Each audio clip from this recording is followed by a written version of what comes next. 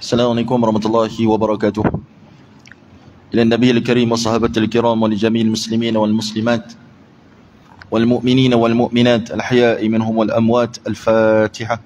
A'udzubillahi minasyaitonir rajim. Bismillahirrahmanirrahim. Alhamdulillahi rabbil alamin. Rahmanir rahim. Maliki yaumiddin. Iyyaka na'budu wa iyyaka nasta'in. Ihdinas siratal mustaqim. Siratal ladzina an'amta 'alaihim ghairil maghdubi 'alaihim waladdallin. Amin. Innal hamdalillah salatan wa salaman ala Rasulillah wa ala alihi wa sahbihi wa man tabi'ahu wa wala. Subhanaka la ilma lana illa ma 'allamtana innaka antal alimul hakim. Wa la hawla wa la quwwata illa billahil aliyyil azim. Allahumma salli ala sayyidina Muhammad wa ala alihi wa sahbihi wa barik wa sallim. Allahumma salli ala sayyidina Muhammad wa ala alihi wa sahbihi wa barik wa sallim. Allahumma salli ala sayyidina Muhammad wa ala alihi wa sahbihi wa barik wa sallim. Wa ba'du. Ashabul fadilah, Tuan Imam, ahli tuan kuasa masjid, muslimin, muslimat, mukminin, mukminat yang dirahmati Allah Subhanahu wa taala sekalian.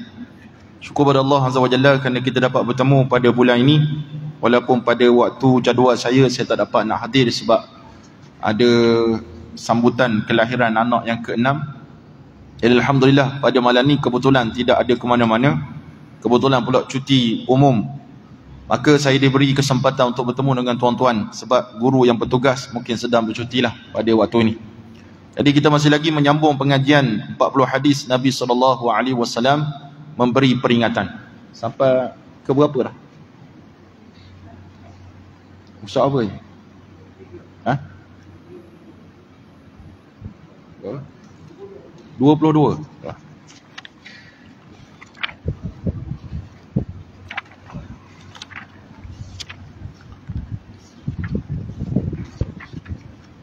Hadis ke-19. Bismillahirrahmanirrahim. Hadis ke-19, hadis yang diriwayatkan oleh Sayyidina Abi Hurairah radhiyallahu taala anhu yang dikeluarkan oleh Imam Muslim. Qala Rasulullah sallallahu alaihi wasallam, "Inna Allah la yanzuru ila ajsadikum wala ila suwarikum, walakin yanzuru ila qulubikum."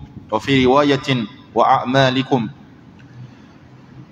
Nabi SAW bersabda, sesungguhnya Allah tidak melihat kepada tubuh badan kamu dan tidak pula kepada rupa paras kamu dan tidak pula kepada tubuh badan kamu, tetapi Allah menilik kepada hati kamu.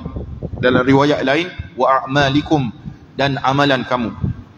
Pengajaran daripada hadis, Nabi SAW memberi ingatan kepada umatnya bahawa Allah menilai hati dan amalan dan bukan melihat kepada rupa paras dan harta benda kita.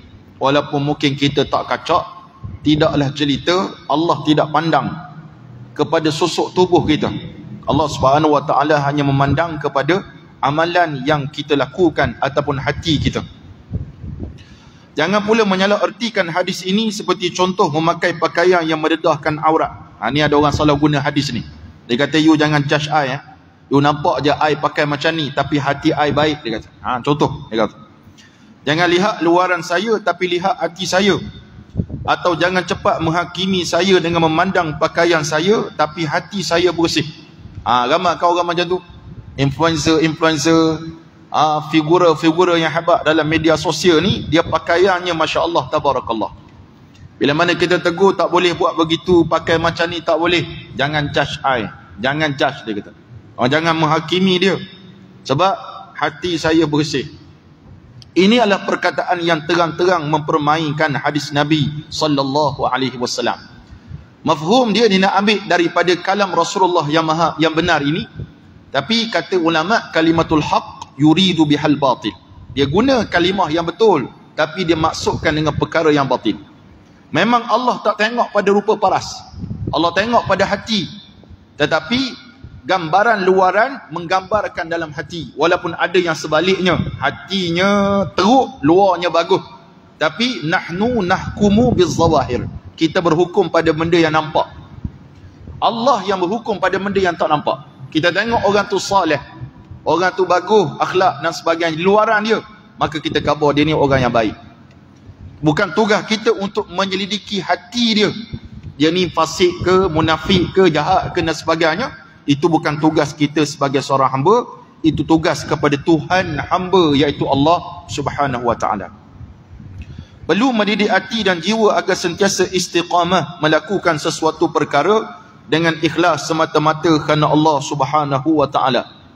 Dan wujudnya perbezaan antara pakaian takwa dengan pakaian yang jauh daripada ketakwaan kepada Allah Azza wa Jalla. Kan zaman sekarang ni orang berpakaian makin pelik, makin pelik.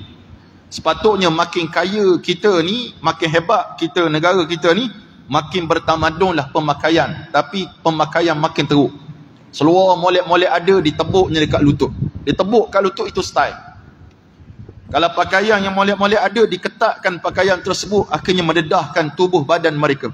Maka ini semuanya membezakan antara orang yang bertakwa kepada Allah Subhanahu wa taala dengan orang yang tidak bertakwa kepada Allah Subhanahu wa taala. Hadis ke-20.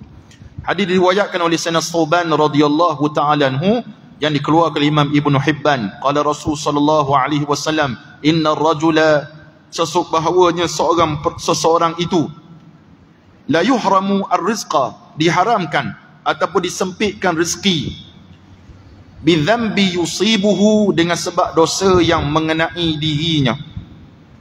La yaruddul qadar illa du'a, tidak boleh menolak qadar ketentuan Allah melainkan dengan doa. Wala yazidu fil umri ila albir, dan tidak ada sesuatu yang boleh menambah umur kecuali dengan membuat kebajikan. Ada 3 poin penting yang disebut oleh baginda Nabi Muhammad sallallahu alaihi wasallam.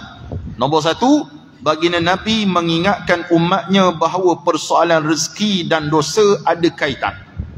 Kalau kita banyak buat dosa, rezeki kita ni Allah akan sempitkan rezeki kita.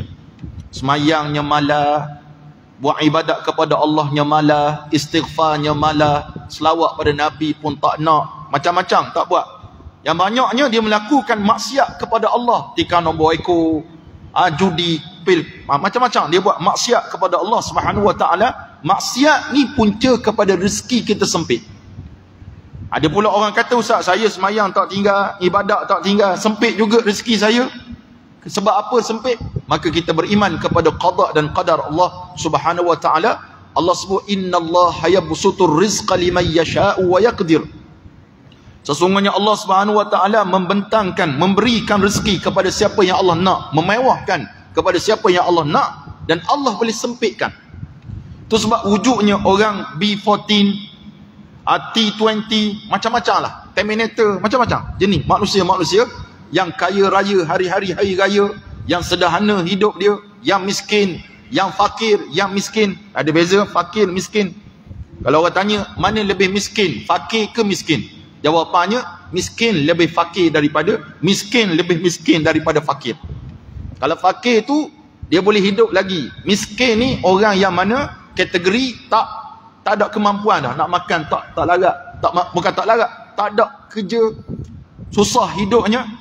Maka layaklah mereka mendapat namanya zakat daripada orang-orang kaya. Ambil daripada orang kaya zakat, dikeluarkan kepada orang-orang miskin untuk mendapat zakat tersebut.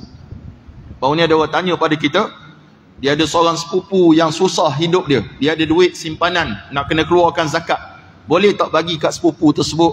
Maka kita kata, kalau dia daripada asnaf yang disebut oleh Allah Subhanahu wa taala, maka layak dia untuk menerima zakat tersebut. Tapi kalau zakat nak beri sendiri, maka kurang-kurangnya dalam mazhab kita 3 asnaf kita kena bagi. So, kurang-kurangnya 3 asnaf. Fuqara, masakin. Fuqara, masakin samalah. Orang yang berhutang dengan sebab keperluan, bukan berhutang sebab nak bermewah-mewahan. Memang keperluan, anak nak belajar, nak makan, nak minum, dia terpaksa berhutang dengan orang. Maka asnaf gharimin, orang yang berhutang. Kita kena cari saudara mara kita yang utama aulawiyatnya, saudara mara dulu yang susah. Tak usah fikir jauh dulu. Saudara mara yang kita dekat, yang susah, itu afdal untuk kita bantu. Di sisi mazhab kita paling kurang 3 asnaf. Ada riwayat kata dalam mazhab lain 1 asnaf kafa, memadai.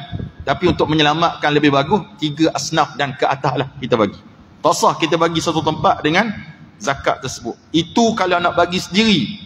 Tapi afdal dalam negara kita yang ada pemerintah, dia buat dah namanya Baitul Mal, majlis agama Islam yang boleh menerima zakat kita, maka salur pada mereka tu lebih berautoriti ataupun lebih dipercayai.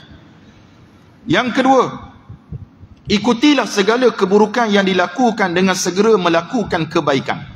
Bila kita buat dosa, tuan-tuan sekalian, saya buat dosa, tuan-tuan buat dosa, sama ada orang tahu, orang tak tahu, hanya Allah saja yang tahu amalan kita masing-masing.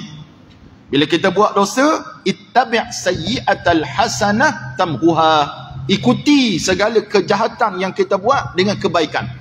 Maka kata ulama, hasanah tu apa dia? Istighfar kepada Allah. Tadi kita duduk dak kutuk orang-orang tu, orang ni.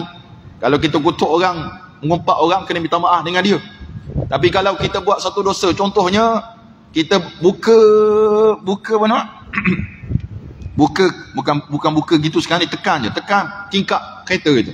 Kita berkahak banyak ni, hijau kahak kita tu, campur ke kuningan sikit. Nah, ke musim kahak banyak ni, kita meludah ke tepi ataupun ludah kena divider ke. Benda tu bukan benda kecil, tuan-tuan sekalian, dosa. Membazir pula, buat kotor, dosa. Kita pergi ke tandas masjid, isap okok elak dalam tu, dalam tandas masjid. Tandas masjid pun isap okok, kan pening tu. Tandas RA boleh tahan lagi, itu pun tak payah isap lah tuan-tuan. Sebab bukan semua yang masuk tandas tu isap okok. Ada yang mati bukan sebab berak, sebab tahan nafas dia. Asap penuh. Asap ni bila masuk tempat yang berkedap, ni ceramah sikit buat okok, supaya jangan buat, tuan-tuan, macam Allah SWT. Tuan-tuan, isap okok, dia terapung di atas udara ni, bukan hilang terus, dia akan terapung dulu. Bila terapung, orang yang lain masuk, dia akan hisap sama. Maka tuan-tuan share 2 dosa kat situ. Kalau 3, 4, 5, 6, 7, 8 orang, dan adakah orang tu akan puji tuan-tuan? Bagus sungguh demo ni, fogging dalam tempat ni, bagus. Tak ada, mereka akan kutuk kita. Maka yang mengutuk dapat dosa, kita yang kena kutuk juga dapat dosa, tuan-tuan, macam Allah, sebab buat benda macam tu. Dosa. Masa istighfar kepada Allah Subhanahu Wa Taala. Buang sampah, keluar daripada kereta kita, istighfar pada Allah. Kalau boleh U-turn, kutik balik. Tapi kalau tak U-turn, tak payahlah. Agaknya kita mohon ampun kepada Allah Subhanahu Wa Taala, dan moga tukang kutik sampah tak marah pada kita. Ni contoh saya bagi kepada tuan-tuan. Jangan marah tuan-tuan, nanti kena cuan. Ianya akan dapat menghapuskan dosa daripada keburukan tersebut. Dosa yang kita buat, ittabi' sayyi'atal hasanah. Kalau dosa dengan Allah, istighfar. Kalau dosa dengan manusia, kena jumpa dengan manusia itu dan minta maaf dengan dia. Yang ketiga, ketentuan Allah terhadap seseorang boleh berubah dengan berdoa kepadanya. La yaruddul qadar illa du'a. Tak akan tertolak kadar ketentuan Allah Subhanahu Wa Taala kecuali kita berdoa kepada Allah. Macam Tok Imam baca tadi, bismillahilladzi la yadurru ma asmihi syai'un fil ardi wala fis sama'i wa huwas samiul alim. Doa yang sangat bagus untuk kita ulang-ulang baca setiap kali 5 waktu solat kita. Bukan sekadar waktu kita melangkah keluar daripada rumah kita baca a'udzu bikalimatillahi tammati min syarri ma khalaq. Bismillahilladzi kita baca 3 kali. Itu semua doa untuk Allah Subhanahu Wa Taala bantu kita. Kalau ada ketentuan buruk, mungkin Allah alih dan tidak jadi perkara tersebut. Ini dipanggil qada dan qadar Allah Subhanahu Wa Taala yang boleh berubah dengan doa kita kepada Allah.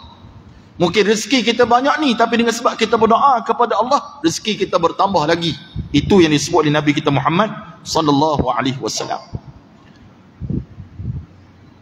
Umur seseorang itu akan bertambah kalau dengan membuat kebajikan. Salah satunya cara nak panjang umur, kena banyak bersedekah dan menyambungkan silaturahim antara 2 orang yang bertelagah.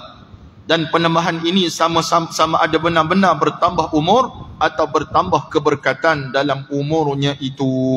Ni kata ulama. Yang keempat, memperbanyakkan istighfar. Berapa banyak kita kena istighfar sehari tuan-tuan? Mesti lebih daripada 100 kali. Kenapa mesti lebih pada 100 kali? Nabi sendiri pun istighfar 100 kali sehari. Kita bukan Nabi, walaupun namanya Muhammad kat depan, bukan Nabi. Nah, kita orang biasa-biasa je bosku. Maka kita kena banyak istighfar lebih pada Rasulullah sallallahu alaihi wasallam. Berapa banyak? Sebanyak mana dosa yang kita buat kepada Allah Subhanahu Wa Taala. Sayyidina Abu Hurairah radhiyallahu ta'ala wa ardah, dia beristighfar kepada Allah alfa marrah fi kulli yaum, 1000 kali sehari. 1000 kali sehari. Ada riwayat mengatakan, aku beristighfar kepada Allah sebanyak mana dosa yang aku buat pada hari itu. Mana ada sahabat buat dosa macam kita tuan-tuan? Tak ada. Zaman dulu TV tak ada, handset tak ada, internet tak ada, apatah lagi TikTok, Facebook, Twitter, semua tak ada belaka. Zaman dulu dipanggil zaman keemasan sebab zaman yang tidak ada fitnah macam zaman kita sekarang. Zaman kita sekarang bangun tidur, tengah tidur pun kita boleh lagi nak benda-benda macam-macam yang berlaku. Orang tidur sekarang dia buat live. Tengok Lionel Messi. Kenal Messi? Messi ni sokong Yahudi, tak sokong dia lah tuan-tuan. Ronaldo boleh tahan lagi walaupun kafir dah. Dia sokong Palestin. Lionel Messi buat live, tidur buat live, orang bagi gift, berlambak-lambak bagi gift. Dia dah kaya, tambah belakang raya, kaya raya. Tidur pun buat duit dengan live. Ada juga orang di Indonesia buat juga tidur buat live. Terdedah aurat lah macam tu. Semua tu dosa. Dia tak sedar bahawa dia telah melakukan kesilapan kalau terdedah aurat dan sebagainya. Maka kita kena banyak istighfar kepada Allah. Rajin-rajin istighfar kepada Allah Subhanahu Wa Taala sebanyak mana dosa yang kita lakukan. Banyak mana dosa kita hanya kita saja dan Allah yang tahu. Habis hadis ke-21. Hadis yang diriwayatkan oleh Sayyidina Abdullah bin Abbas radhiyallahu taala anhuma yang dikeluarkan oleh Imam Al-Bukhari dan Muslim. Inna Allah katabal hasanati was sayyiati thumma bayyana dhalik. Bahwasanya Allah Subhanahu wa taala telah mentakdirkan segala kebaikan dan kejahatan kemudian menyatakan ia akan demikian itu. Macam mana Allah nyatakan? Faman hamma bihasanatin. Siapa yang bercita-cita untuk melakukan suatu kebajikan, nak buat benda baik. Contoh, nak mari solat berjemaah kat masjid. Dia kata asar ni, maghrib nanti ada kuliah ni, abang nak pergi masjid. Dia berniat. Dia bercita-cita nak pergi ke masjid, dia khabar kat isteri dia. Dia kata abang nak pergi masjid ni. Falam ya'malha, tapi dia tak jadi pergi. Dia tak buat, tak pergi masjid. Sebab apa? Isteri dia kata, abang, saya dah hijau sekarang ni. Sebelum ni merah. Maknanya, saya dah boleh sekarang ni. Dia kata kalau macam tu, abang solat di rumah saja. Tak jadi pergi masjid. Solat di rumah. Sebab malam tu kebetulan malam Jumaat pula. Tuan-tuan, tak jadi pergi. Falam ya'malha, tak jadi pergi. Katabahallahu hasanatan kamilah. Maka Allah catatkan baginya satu pahala yang sempurna buat dia. Sebab dia berniat nak pergi, tapi tak jadi pergi. Tak jadi pergi. Niat nak sedekah duit RM1 dalam tabung malam ni. Seluk poket tak ada duit. Duit tak ada. Duit tak bawa. Contoh, tertinggal duit. Kalau ada pun duit 100, takkan diletak dalam tabung tu. Mata Allah SWT. Dia cari kot RM1 dia. Tak jumpa. Tak jadi bagi. Maka dia dapat satu pahala. Fa in huwa hamma biha fa'amilaha. Maka barang siapa bercita-cita untuk melakukan satu kebaikan dan dia buat kebaikan tersebut, katabahallahu 'indahu 10 hasanatin ila 700 dhi'fin ila ad'afin katsirah. Oh kama qala. Maka bila mana dia buat perkara tersebut, dia mari sungguh ke masjid. Dia niat nak mari masjid, memang mari sungguh. Duduk cokoh belakang tok imam. Dia tok bila pada malam tu, bertugas rupanya nak. Maka tuan-tuan Allah Subhanahu wa taala sekalian, dia dapat pahala banyak mana? Kata Nabi SAW, 10 hasanatin, 10 pahala kebajikan. Ila 700 dhi'fin, sampai 700 kali ganda Allah tingkatkan. Sampai kata Nabi lagi, ila ad'afin kasirah, bahkan lebih daripada itu lagi gandaan yang Allah bagi. Satu amalan baru. Dan kalau tuan-tuan niat mari ke masjid, mari sungguh, duduk iktikaf pula. Solat tahiyatul masjid dulu, lepas tu duduk iktikaf, kemudian baca Quran pula, berzikir pula. Tuan-tuan fikirlah berapa banyak pahala. Tu sebab Nabi kata ajaban li amril mu'min. Saya rasa takjub sungguh kepada urusan seorang hamba ni. Semua perkara yang berlaku kepadanya kulluhu khair, semuanya baik belaka, kata Nabi SAW. Dia kena cocok duri pun baik, dia buat amal ibadat kepada Allah pun baik. Maka ini keistimewaan yang Allah beri, terutamanya kepada umat Nabi kita Muhammad SAW, dan tidak diberikan kepada umat-umat yang lain selain pada umat Nabi kita Muhammad SAW. Macam tuan-tuan mari pada malam ni, asal nak mari solat berjemaah je, tiba-tiba ada kuliah, duduklah sekejap dengar. Seperti mana hadis Nabi SAW, Allah menyatakan bagaimana Allah menghantar para malaikat untuk membentangkan sayapnya dalam majlis-majlis zikir, majlis-majlis ilmu. Maka Allah bertanya kepada malaikat yang bawa berita kepada Allah Subhanahu wa taala, apa perkhabaran hamba-Ku di dunia ni? Dia buat apa? Dia berzikir kepadamu ya Allah. Ataupun kalau ada majlis ilmu disebut ada majlis ilmu wahai Allah. Maka Allah beri keberkatan kepada kita semua insya-Allah. Tapi kat sana kata malaikat ada seorang je. Dia mari itu, dia mungkin tersilap marilah. Dia kata. Ataupun dia solat sekejap, dia congok duduk sekejap. Dia bukan nak dengar kuliah sebenarnya. bukan nak belajar sebenarnya, saja-saja duduk sekejap. Maka kata Allah Subhanahu wa taala, orang tu pun dapat pahala yang sama seperti mana orang-orang yang lain. Ini kelebihan ya Allah beri, tidak diberikan kepada umat selain pada umat Nabi Muhammad sallallahu alaihi wasallam. Ini kalau bercadang nak buat baik dan kita buat perkara baik tersebut. Wa man hamma bisayyi'atin, siapa bercita-cita nak buat satu dosa, dia kata konsert nak buat ni 2024 makin dekat, ataupun malam tahun baru, kita nak buat konsert, contohnya konsert tambut tahun baru, menjemput artis-artis yang tidak berakhlak sebagai contoh, mari buat persembahan. Kita pun kata awak dah lama tak pergi konsert ni, asyik kuliah je, bercadang jugalah nak pergi ke konsert tersebut, contoh, sebagai contoh. Falam ya'malha, tapi tak jadi pergi. Isteri dia kata, abang ittaqullah, takwalah kepada Allah abang, pergi konsert kalau mati nanti mangkau abang. Oh ya ke? Ya, tak jadi. Falam ya'malha, tak jadi pergi. Bagus betul isteri dia ni. Katabahallahu hasanatan kamilah, maka Allah akan catatkan kepadanya dapat satu pahala yang sempurna Allah beri. Kalau nak buat jahat tapi tak jadi buat jahat. Fa in huwa hamma biha fa'amilaha, tapi kalau dia bercita-cita nak buat dan pergi sungguh, dia khabar kat isteri dia, awak nak pergi tengok konsert malam ni. Isteri dia kata, jom abang, saya pun nak pergi juga. Tak guna punya isteri, mata Allah SWT, pergi, berdua pergi, fa'amilaha, buat dua-dua pergi konsert tersebut. Katabahallahu alaihi sayyi'atan wahidah, baiknya Allah kepada umat Nabi Muhammad sallallahu alaihi wasallam, pergi dapat satu je dosa yang Allah beri pada dia. Nabi tak sebut pun kamilah. Perasan dah hadis ni, kalau Nabi sebut hasanah kamilah, tapi kalau sayyi'ah wahidah, Nabi tak sebut kamilah, yang sempurna dosa yang Allah berikan kepadanya.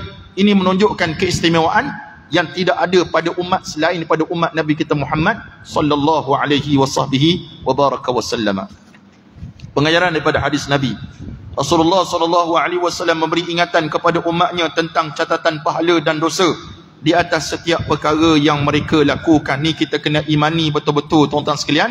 Likulli saghirin wa kabirin mustatar, setiap perkara yang kecil ataupun yang besar mustatar, dicatat oleh Allah Subhanahu wa taala. Kita ada malaikat namanya kiraman katibin ya'lamuna ma taf'alun. Malaikat rakib atid, dia tahu apa yang kita buat.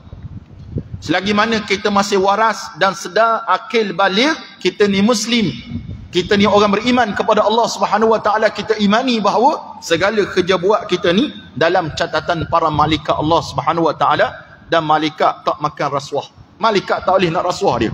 Dan kita tak pernah bertemu dengan malaikat kiraman katibin, tapi apa yang muhim, kita dicatat semua amalan. Mana dalil? Saya sebut dah tadi, di kulli saghirin wa kabirin mustatar. Kemudian Allah kata dalam suratul kahfi yang kita selalu baca malam Jumaat, pada hari Jumaat, suratul kahfi, bila mana dibentangkan buku catatan kepada orang derhaka kepada Allah Subhanahu wa taala, maka mereka bertanya dengan keadaan marah yang amat sangat, ma hadzal kitab, buku apa ni?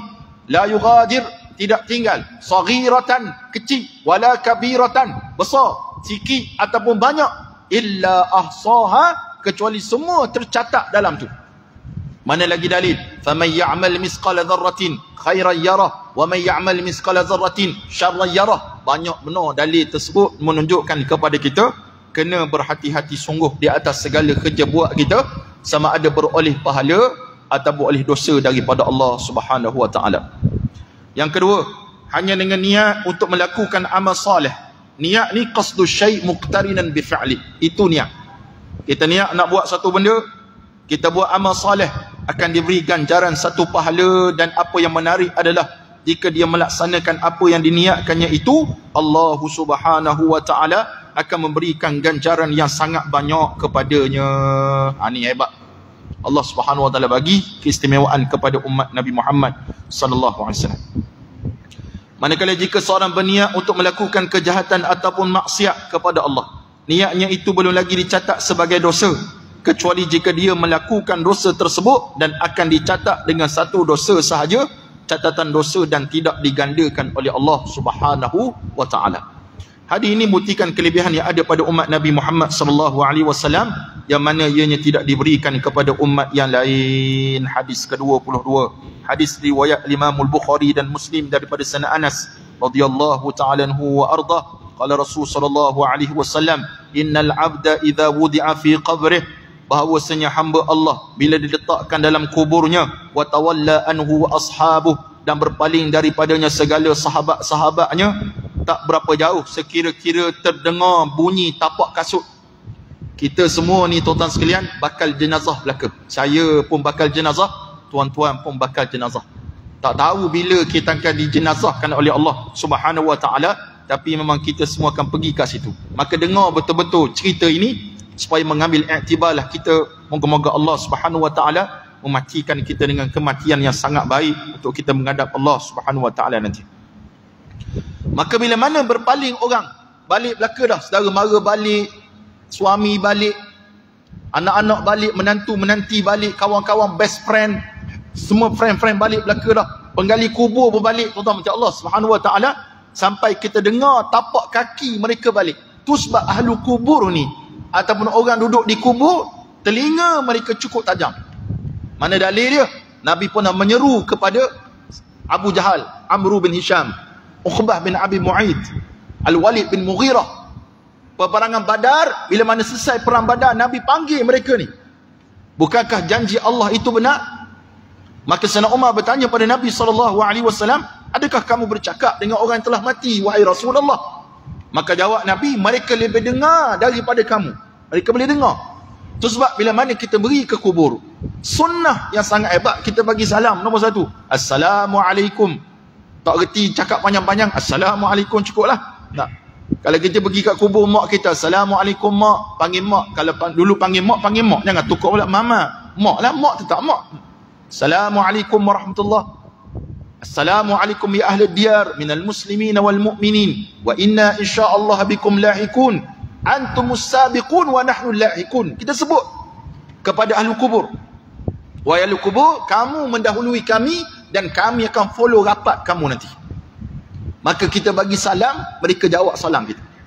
Maka bila mana seorang ditanam dalam kubur nanti, bila mana berlalulah sahabat-sahabatnya pulang, atahu malakani fayuqidanihi fayaqulani lahu, maka datanglah dua malaikat mendudukkan dia. Kita bila masuk alam kubur, kita sebut alam barzakh.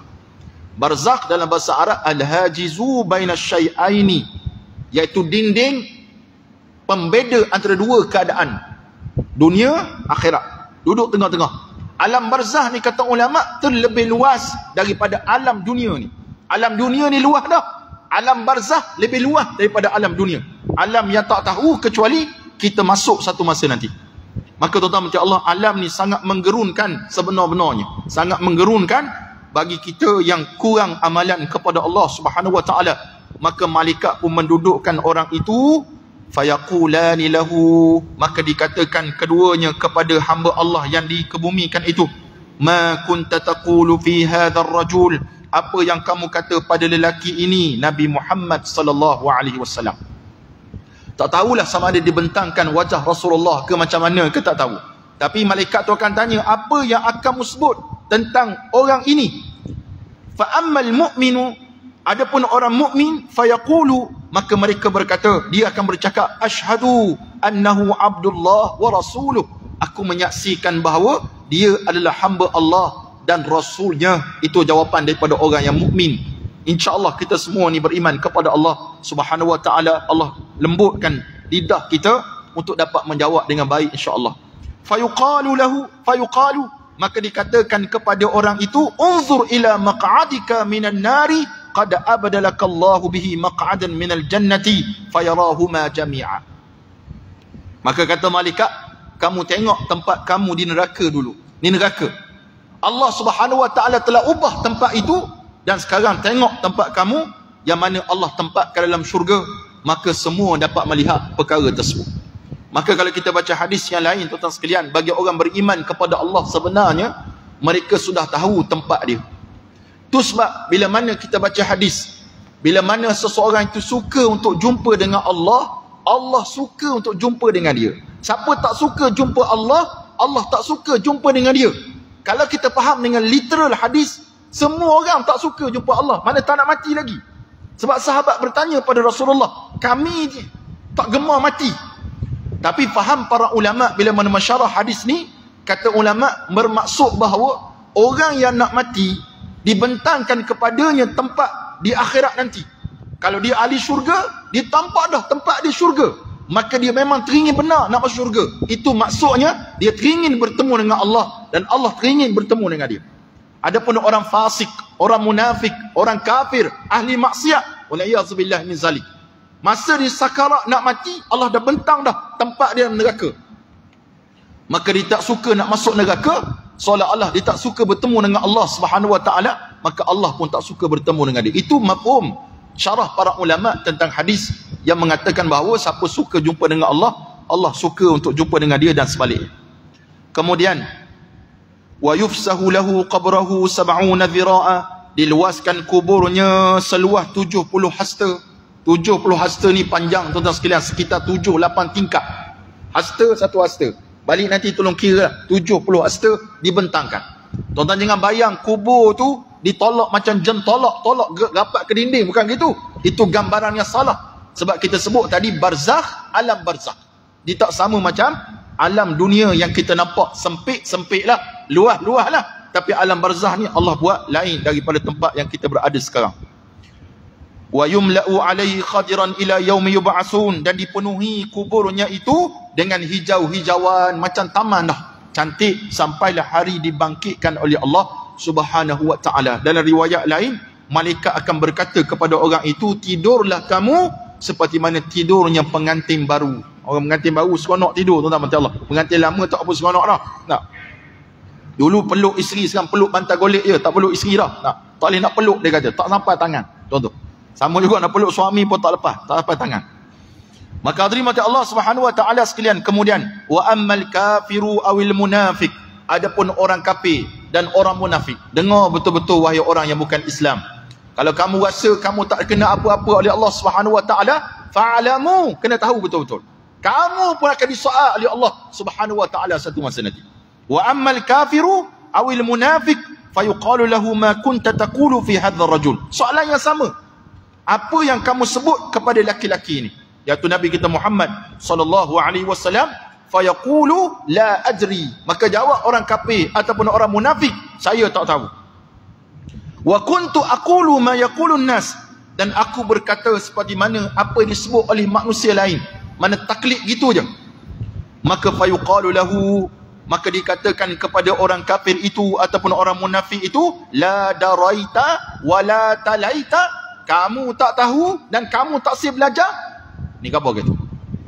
Thumma yudrabu bimitrakin min hadidin darbatan baina uzunaihi fayusihu sayhatan yasmauha man yalihi ghaira as-saqalaini.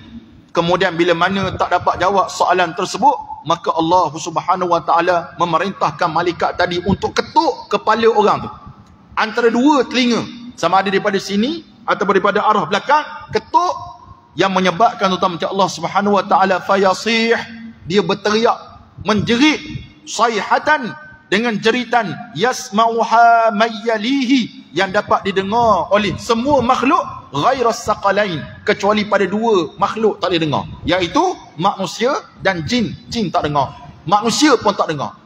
Kalau kita dengar tuan-tuan sekalian, tak lalu orang duduk rumah tepi kubur, tak lalu. Memang takkan duduk rumah di tepi kubur, takkan. Sebab apa? Mendengar teriakan daripada ahli kubur diseksa oleh Allah Subhanahu wa taala.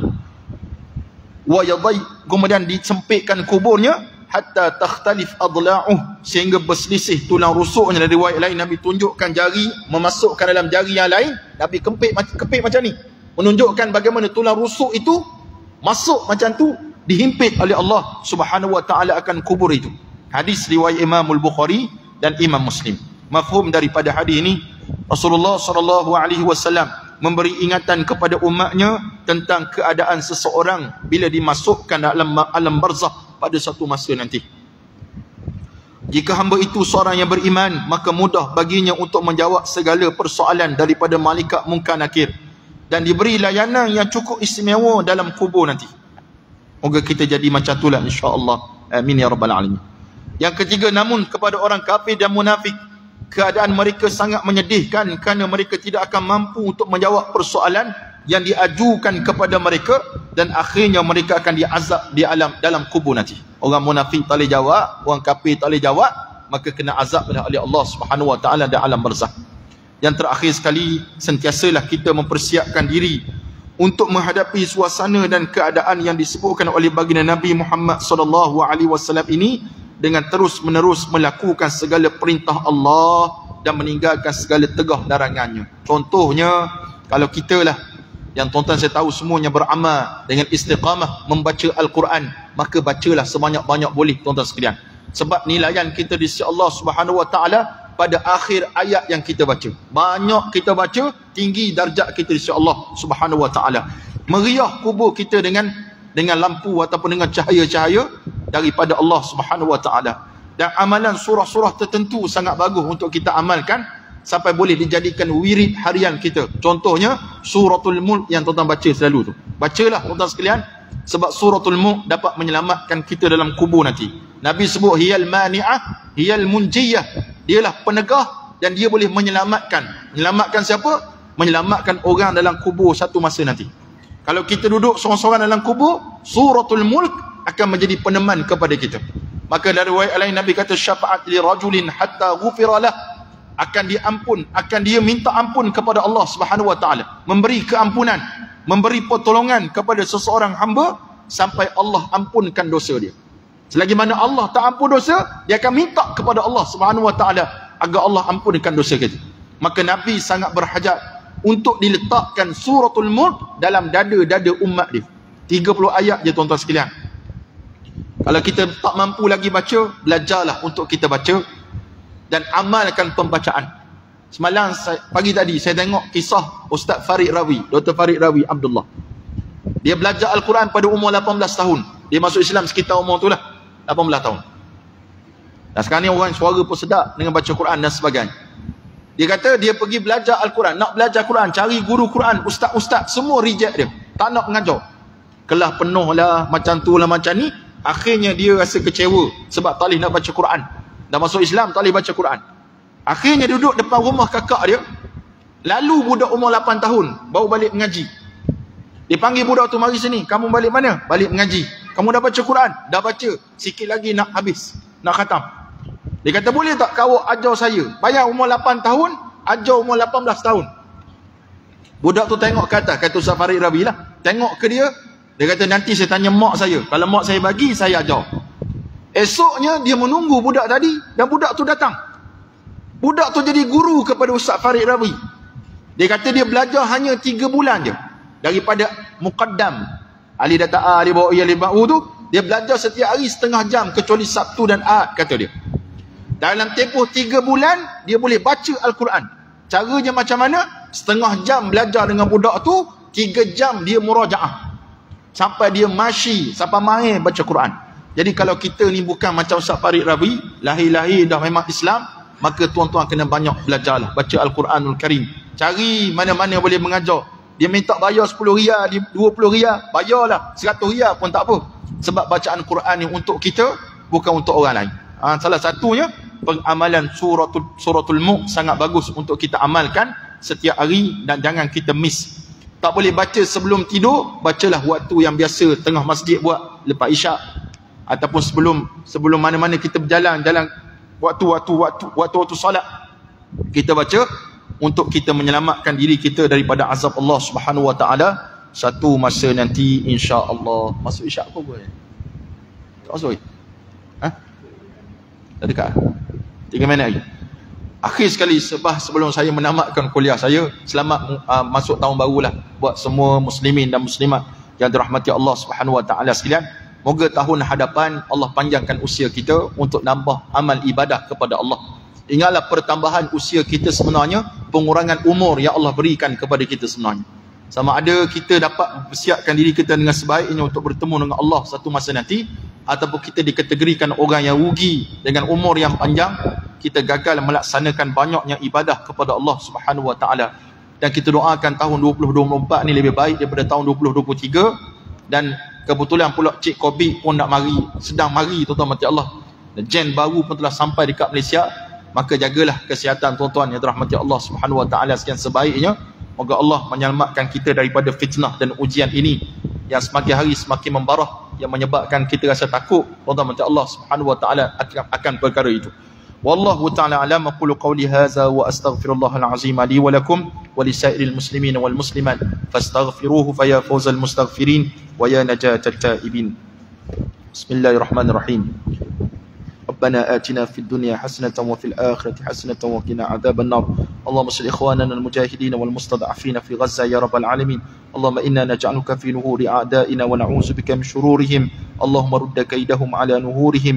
اللهم رد كيدهم على نهورهم. اللهم رد كيدهم على نهورهم. اللهم لا إله إلا أنت سبحانك إنا كنا من الظالمين. وصلى الله على سيدنا محمد وعلى آله وصحبه وبارك وسلم والحمد لله رب العالمين. السلام عليكم ورحمة الله وبركاته.